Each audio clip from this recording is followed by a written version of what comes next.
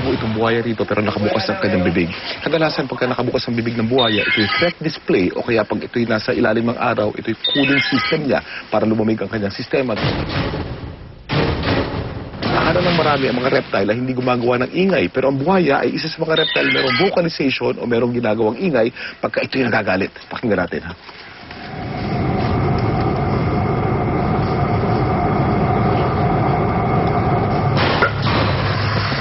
Nakita niya kung gaano kalakas yun. At nakita niyo yung tunog na ginagawa niya. Meron siyang roar, tapos meron siyang hiss. Ang ibig sabihin, kung lalagyan mo ng salita, lumayo kayo rito, baka masaktan kayo sa akin.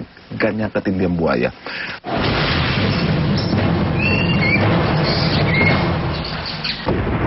Karamihan sa mga buhaya ay hindi naman umaatake kapag hindi nakakaramdam ng panganib o ng panggugulo mula sa mga tao. Sa 23 species na mga buhaya, 8 lamang ang kayang umatake kahit hindi nagagambala. Ilan sa mga kinatatakutang buhaya ay ang saltwater crocodile, ang Nile crocodile at ang American alligator. Dahil kilala sila na sumusugod sa tao. Nakita natin kung gaano kabangis itong crocodile na to. Ano naman ang silbi ng gagawin natin ngayon? Magpapakawala tayo nito sa kalikasan. Magpapakawala tayo sa kalikasan para malaman ng tao na pwede mag-coexist ang Mindorensis kasama ang mga Pilipino.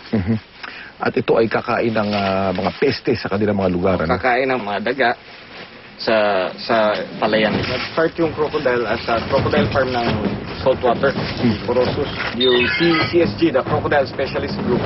Sabi nila, wag lang kayo mag-breed ng for market na crocodiles. Also, tulungan natin ang biodiversity natin. Tulungan ng biodiversity, ibig sabihin magpakawala tayo ng kaunti. Mag-conserve din tayo ng natural species kasi dito lang sa Pilipinas makikita at saka konti na lang sila sa wild.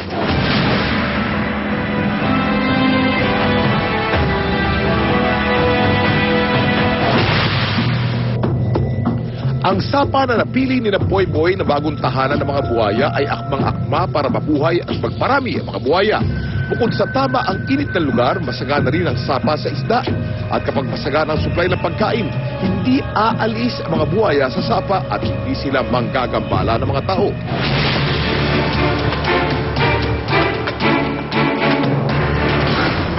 Makikita nyo naman doon sa gilid ng pader, meron tayong nakikita ron na juvenile na buhaya o bata pa at nakatago sa ilalim ng dahon. Ito naman ang ire-refrain natin at huhulihin natin. Ang ginagawa niya ngayon, hinahayaan niya bumukas ang bibig dahil pagka bumukas ang bibig, yung upper mandible o yung taas ng kanyang bibig, pwedeng lagyan ng lubid. Importante buksan niya ang kanyang bibig para mailagay itong lubid doon sa kanyang upper mandible o doon sa kanyang upper jaw. Yan, napasok na. Hihigpitan niya ngayon. Lalagyan natin ng basahan. Pagka nilagyan mo ng basahan sa mata, ang buhaya, ito'y tumatahimik at akala niya talaga nandun siya sa kanyang lungga. At para makahawakan natin at makuha natin, dapat dahan-dahan ang paglalagay ng...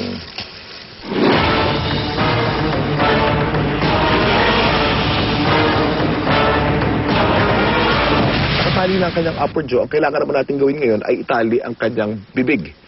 Ito naman, naglagay tayo ng isang taling may buhol dito at dahan-dahan naman natin ilalagay doon sa ilalim. Kinakailangan, huwag mong ididikit doon sa bunganga ng crocodile dahil pagka naramdaman niya, mag-snap siya at pwede tayong tamaan.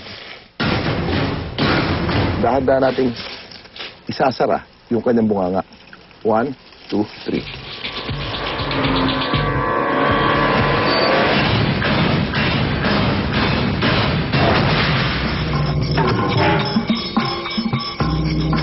Matapos naming mahuli ang buhayang ito, agad namin itong sinakay sa sasakyan kung saan naghihintay na rin ang isa pang buhaya na una nang hinuli ng mga kasamahan ni Boy Boy.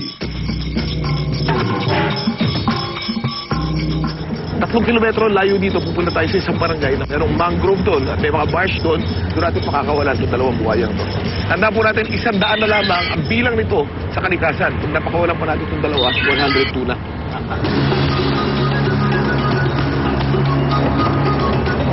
Dadalhin namin ang mga buhayang ito sa kanilang bagong tahanan. Umaasa kami na sa kanilang natural habitat ay mas malaya silang makakakilos at mabilis na magpaparami.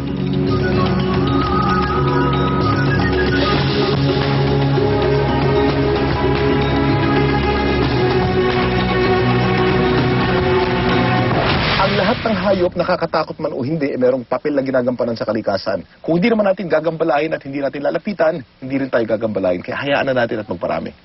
Okay? Okay. Okay. Bibitawan natin ngayon at pag inalis natin ang kanyang piring sa mata, tatakbo na yan. Diretso na. Okay. Ready, boy? Ready.